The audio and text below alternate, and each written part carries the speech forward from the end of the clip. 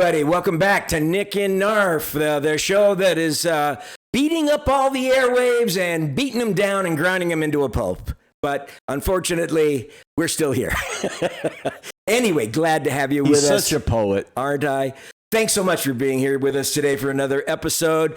We got some great songs for you today from an artist who, man, has been around a long time, has probably made between his studio albums, live albums, compilations, and extended plays, something like 30 albums. But if you say his name, not many people know who it is. And it's the man, Marshall Crenshaw. Yeah, people think of Marshall Tucker. Crenshaw is a street down in South Central LA. You might mention that, but you don't know who. I don't know much about Marshall Crenshaw. I've got about 6 of his albums, and I came to discover him kind of late, like in the late 80s and early 90s. He actually started playing guitar at 10 years old, and then in the mid-1970s, he formed a little trio with his brother on drums and stuff that didn't really go anywhere. And then he was fortunate enough to land an opportunity. Listen to this. In Beatlemania, he played John Lennon in the East Coast tour of Beatlemania, and then came to the West Coast and did it there for like 2 years, playing John Lennon in the original series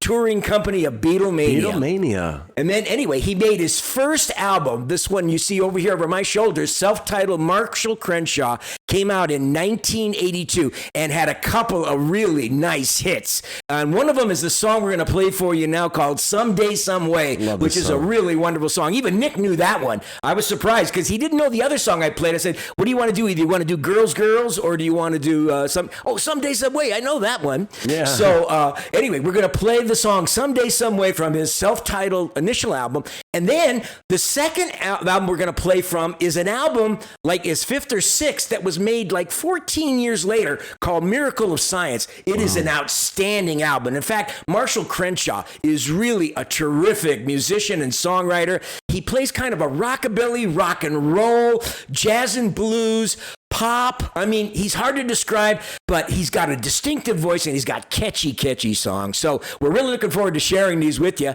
So, but before we start, we'd like to remind you again and invite you, if you haven't, please subscribe, like, and share. That helps us get that algorithm moving and trying to send the message out that, hey, check out these guys. It's fun and you might enjoy it. And if you have subscribed, you know how we feel about you. We love you. And it don't cost you nothing. It's free, just like the air. That'll be 10 cents for you. Anyway, here we go. Are you ready to get into it, Nikki? I am. All right. Let's hear some good old Someday This is Someway. Marshall Crenshaw from his 1982 self-titled album, Marshall Crenshaw, Someday, Someday, somewhere, somehow, somewhat.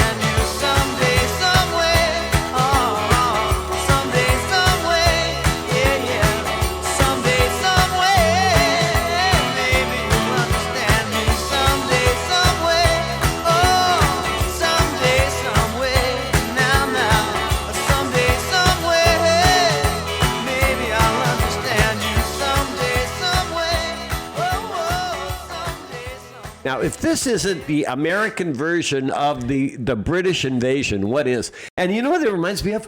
I kept thinking, who is it? A cross between Roy Orbison and Tom Petty. You're right. I was thinking either Roy Orbison, Buddy Holly. Buddy Holly, there's a great one. It sounds like like an early '60s song. And he's got a nice voice. He's got a really nice voice, and he's really a gifted songwriter.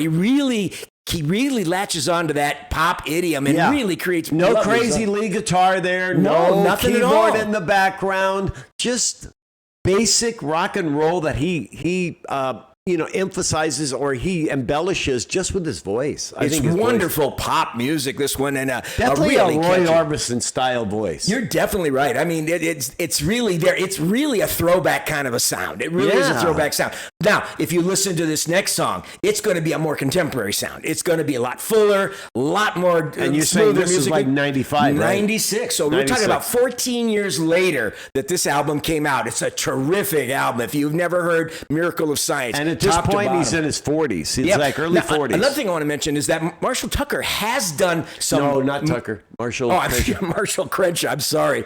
Sorry, Marshall Tucker. Marshall Crenshaw. I apologize to you. But he's written some songs for some movie soundtracks, some indie movie films. He's done record producing. He's written songs for other bands, like he did songs for the Gin Blossoms and some other bands. So he's still in the music scene deep, but he's just not a huge...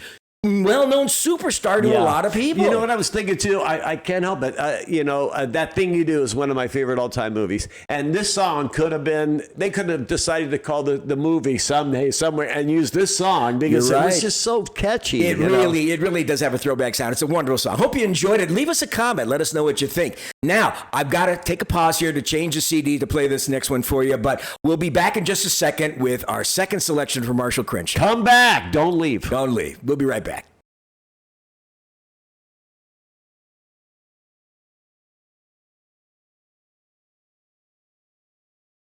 Hey, welcome back, everyone, to our second half of our tribute to Marshall Crenshaw, terrific songwriter from the 70s, late 70s, 80s, 90s, and well into the 2000s. And we're taking a song from this wonderful 1996 album called Miracle of Science. And remember, anybody who plays John Lennon in Beatlemania, I'm going to love. That's right. Yeah, anybody who could do John Lennon anything. It was probably pretty great.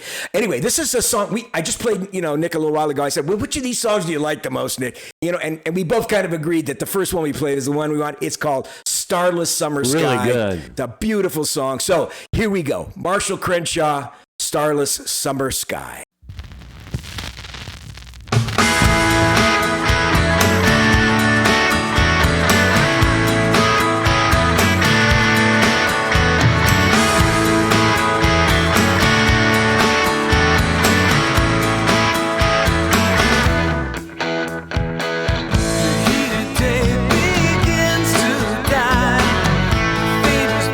Comes drifting by, and you and I, we watch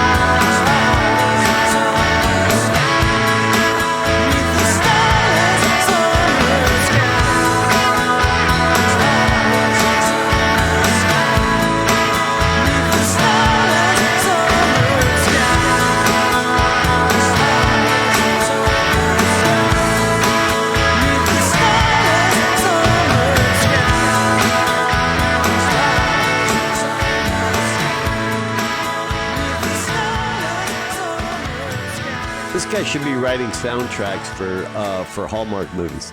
I mean, I love Hallmark movies. Rox and I watch a ton of them. My wife, Roxanne. But I love that song. Isn't that beautiful? It is so Americana to me. Yes, and it's so simple, but he's got a great knack for melodies. I mean, that is just like about a 7 or 8 chord song with lovely little shifts. That little lead is so tasty and simple. He doesn't overdo it. I liked everything about that song. I mean, yeah. I mean, I really did. That's a hit song. That's a hit kind of song. And the thing is that, God, what was the point I'm going to make? It's just that you see the difference between the production quality and kind of the layering of this song versus the simpler song from his first album. You could see how much more sophisticated the sound started getting. And if you listen to the rest of this album, there's a lot of layering of music, a lot of great leads, really rich sounding backgrounds and tasty harmonies. I mean, and everything. You mentioned, remember a while back when we were doing soft rock. I don't know what genre you called it. It's not called soft rock. Power pop?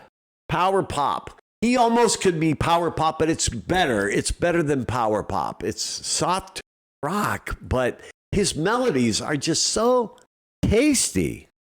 He's got an exquisite sensibility, really writes a lot of wonderful, wonderful songs. And he does it. You really do feel that he's a product of when he was born. He was born in 1953. And you could see that he really loves the music he grew up with in the early 60s. But it's funny. He was born he's the one born in Detroit, right? And then he moved to California. Up in California and lived in Berkeley. Now, that music doesn't sound to me like somebody from San Francisco. San Francisco, you're right. It doesn't. I don't get that. I don't get that at all. If somebody said, he was from Denver or he was from someplace else, I would understand it because he's not playing that San Francisco rock. Well, that might be why he's kind of an outlier. Not that he's an out of bounds in the music business, but why his music, because he really does have a pop writer sensibility. Yeah, he does. He doesn't have a raw rock and roll San Francisco kind of 60s sound. He really values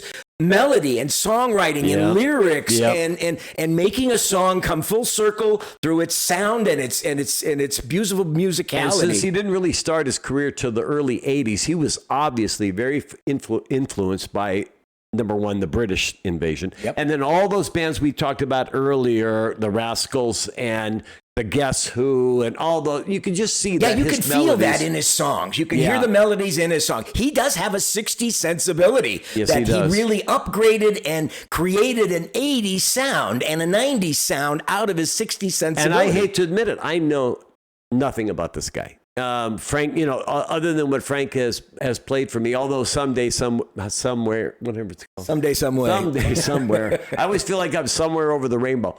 But anyway, that song I have heard, and I don't know if I heard it in a movie. I know Frank's played it for me, but I heard it on the radio quite a few times. But I like that song a lot. He's really talented. Check out his catalog, especially the albums from like early 80s all the way into the mid 90s. Some wonderful, wonderful stuff. You'll enjoy it all. He's really wonderful to hear. Anyway, we hope you enjoyed our presentation of Marshall Crenshaw. Yeah. And if you haven't subscribed, like, and share, please do so. Let me know because I want to know.